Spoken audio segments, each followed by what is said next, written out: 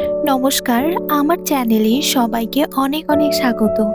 আজকে আরেকটা নতুন ছোট্ট গল্প নিয়ে চলে এসেছি। এর আগের গল্পগুলো অনেক বড় হয়ে যায়, তাই আমি আরও একটা গল্প নিয়ে এসেছি। আজকের গল্পটা একদম ছোট আর আপনাদের অনেক বেশি ভালো লাগবে। গল্পের নাম ১০ বছরের সংসার। ১০ বছর ধরে রিমি আর আরিফের সংসার ছিল ছোট্ট কিন্তু সুখের। ভালোবাসা, হাসি, কষ্ট সব মিলিয়ে তাদের জীবন চলছিল শান্তভাবে। রিমি সংসার সামলাতো, আরিফ চাকরি করত।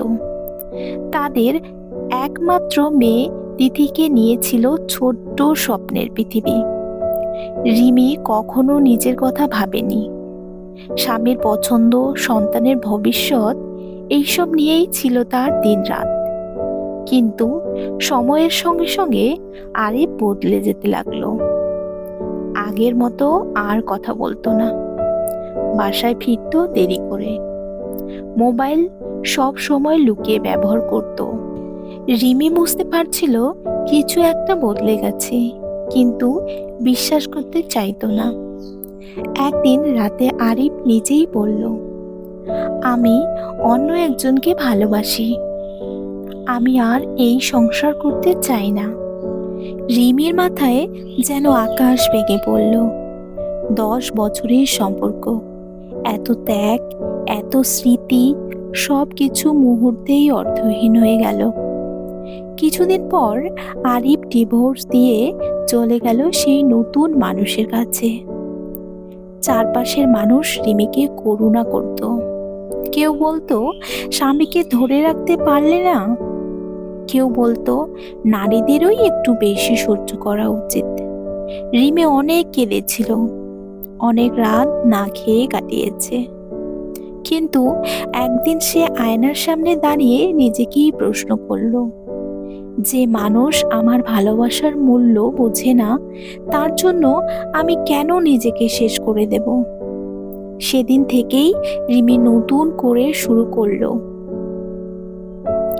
সে একটি ছোট্ট অনলাইন ব্যবসা করলো। ধীরে ধীরে নিজের পায়ে দাঁড়ালো, মেয়েকে ভালোভাবে মানুষ করতে লাগলো। বছর দুয়েক পরে একদিন বাজারে আরিফের সঙ্গে দেখা। আরিফ তখন ক্লান্ত, ভাঙা মানুষ। যার জন্য সে সংসার ভেঙেছিল, সেই মানুষটিও তাকে ছেড়ে চলে গেছে। আর রিমি, সে আত্মবিশ্বাসী, শান্ত এবং সম্মানিত একজন নারী। আরিফ নিচু স্বরে বলল, তুমি কি আমাকে ক্ষমা করতে পারবে? রিমি হালকা হেসে বলল, ক্ষমা করেছি অনেক আগেই, কারণ তোমাকে ঘৃণা করলে আমি কখনো সামনে এগোতে পারতাম না।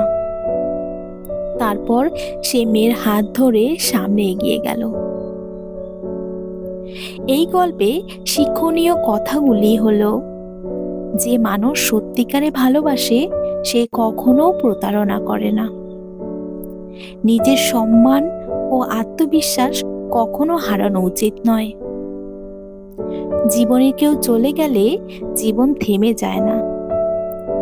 কষ্ট মানুষকে ভেঙেও দেয়, আবার শক্তও বানায়।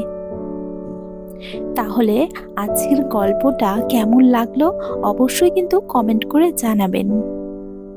ভালো লাগলে একটা লাইক করবেন। সঙ্গে থাকার জন্য অনেক অনেক ধন্যবাদ আপনাকে।